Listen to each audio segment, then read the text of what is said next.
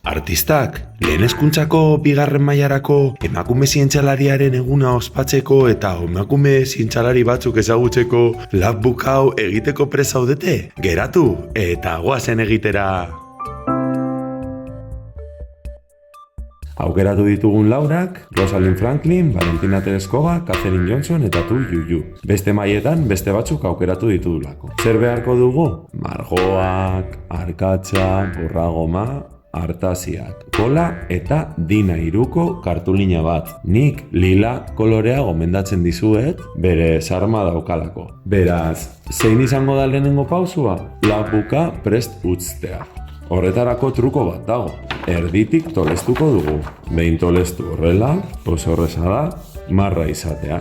Eta ja, irekita, bigarren pausua zein izango da? Izenburuak eta irudiak moztu eta itxastea. Nire gomendioa banan moztea gero atzekaldea lila egoteko. Eta bai, nik bigarren pausu moduan egiten dut. Gero, lasai lapbookean, ezaugarriak idazteko, margozteko eta bakoitzak bere ritmoan egin ahal izateko. Kontutan hartu, honek lerro bat daukala, gero hemen ondo kokatzeko. Eta horrela, eskumatu zatia daukat. Tu Youyou, Valentina Tereskova, izenburuaren eskumako zatiak, eta nire izena jartzekoa. Katherine Johnson, Rosalind Franklin, eta izenburua. Gogoratu, justo, elkarrekin, ondo jartzea, ezta? Ondoren, guazen fitxekin.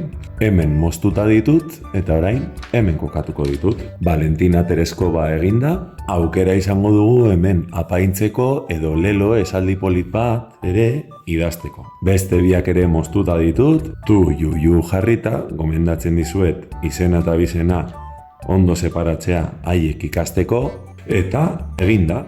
Ondo margoztea, poliki margoztea eta nik zuei pasatutako aurkezpenarekin ezaugarri batzuk idaztea izango da. Zuek nahi duzuen moduan egin, baina nik adibide bat ere pasatuko dizuet informazio pilo batekin. Hemen dituzue lau zientzialariak aurkezpenean.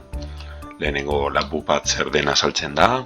Rosalind Franklin, gogoratu irudi bakoitzak klikatzen ere informazio gehiago agertzen dela Txikipediakoa. Katherine Johnson, komiki bat ere aterata, eta Tu Youyou. Eta azkenik, Nobel saria azalduta eta dan-dana laburbilduta piktogramekin eta guzti, eta behar bereziko umeei begira, pizka bat sinpleagoa. Jada, hasi naiz pizka bat margozten eta ezaugarriak ere idazten.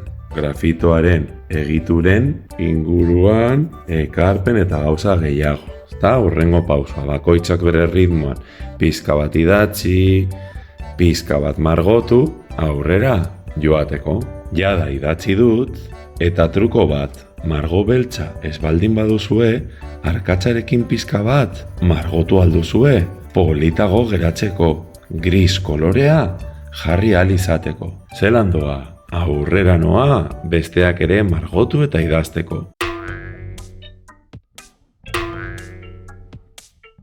Nik hauek bigarren mailan egiteko proposatzen dizuet, baina zuek nahi duzuen moduan egin. Guk eskolan lehenengo eta bigarren mailan hauek aukeratu ditugulako, baina zuek agian laugarren mailara arte erabili ahal dituzue.